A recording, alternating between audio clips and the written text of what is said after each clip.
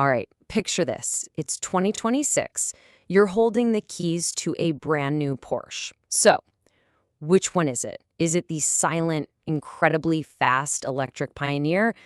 Or is it the roaring, absolutely perfected icon of performance? Let's get into it because this is one of the most interesting choices any car lover has to think about right now. And really, this is what it all boils down to, isn't it? Are you going to bet on the future of performance with the all-electric Taycan? Or are you sticking with that legendary formula of the 911, a car that's basically been the definition of sports car for decades? You see, this is way more than just picking a car. You're choosing a philosophy. On one hand, you've got the electric revolution, but, with that special Porsche DNA baked right in. And on the other, you've got the nonstop evolution of an absolute masterpiece. So where do we even begin? Well, let's start with that electric revolution. So what does Porsche's electric future actually feel like to drive? Well, that's where the Taycan comes in. This is their big, bold statement that an electric car doesn't have to be a boring appliance. It can be a real driver's car, one with a soul. And, this quote from the experts it absolutely nails it. The Taycan is built for the person who loves the feeling of driving, not just the logical reasons for going electric. It puts that classic Porsche tuning and feedback first, way ahead of being the most practical EV on paper. So what makes it so special? Well, the driving dynamics are just incredible. The handling is flawless, and the steering feels so connected, so alive in your hands. The acceleration is, and I love this description, vision altering. It's that fast. It also has seriously useful fast charging. And what's interesting is that in the real world, its range is often better than the official numbers. And for a lot of people, that GTS model is the real sweet spot in the whole lineup. And think about what that charging speed means in real life. 18 minutes? That's a quick coffee break. When you're on a long road trip, that kind of DC fast charging is an absolute game changer. It makes the whole EV lifestyle feel so much more possible for an enthusiast who actually, wants to get out and drive their car. But look, it's not perfect. The Taycan is pretty expensive, especially when you compare it to other high-performance EVs. And while its range is good, it still can't quite go the distance like some of the marathon runners from Lucid or Mercedes. Practicality also takes a bit of a backseat. Literally, the rear seat is tight, storage is limited, and like a lot of new cars, some owners have run into software bugs. So that's the electric pioneer, but how does it measure up against the legend? And now for the icon itself, the Porsche 911. This car isn't about starting a revolution. It's about the constant, almost obsessive perfection of a formula that has been working for over 60 years. There's a reason everyone calls the 911 the yardstick. For decades, every other sports car on the planet has been measured against it. And why is that?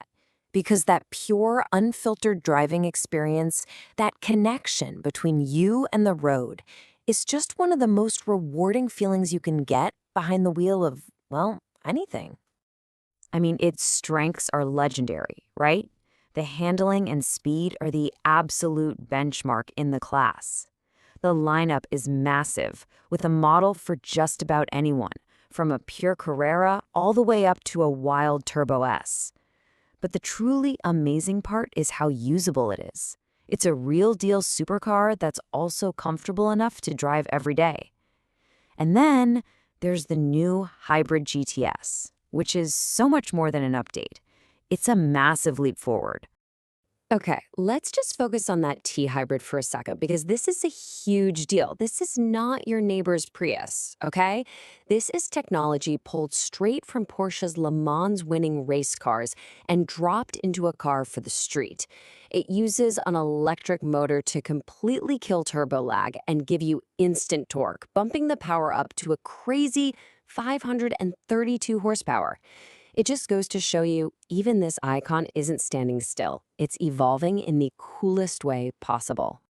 But of course, the 911 still comes with its classic trade-offs. It's expensive to start with, and that famously long options list can give you some serious sticker shock. Those back seats are, well, they're symbolic at best, and storage is tight. And for the real purists, the shift to a more digital dashboard and the fact that manual transmissions are getting harder to find might feel like it's losing a tiny piece of its old school character. All right, so we've looked at the two philosophies. Now, let's put them side by side. Let's look at the hard numbers. This is where the choice gets really, really interesting. Okay, let's break this down. Price-wise, you can see they overlap, but the 911 starts higher and its ceiling is higher too. Now, for pure raw acceleration, I mean, that Taycan Turbo GT's 2.2 seconds to 60 is just, it's otherworldly. Of course, a sub-3-second 911 Turbo S is nobody's idea of slow. Their main weaknesses are pretty clear. For the Taycan, it's that its range can't quite match some key rivals. For the 911, it's the same old story, that tiny back seat and limited cargo space. And the powertrain? Well, that's the whole ballgame right there.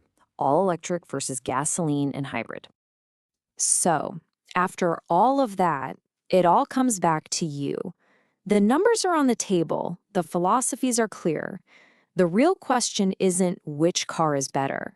The question is, which driver are you? Look, let's make it real simple.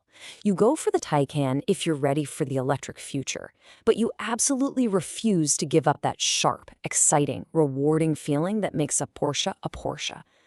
But you choose the 911 if you want the absolute peak of the traditional sports car formula.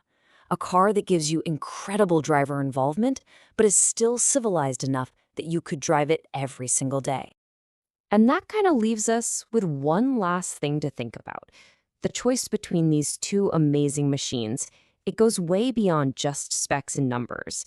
It's really a reflection of what you value most in a performance car today. So what are you really buying? The car itself or the whole idea it represents?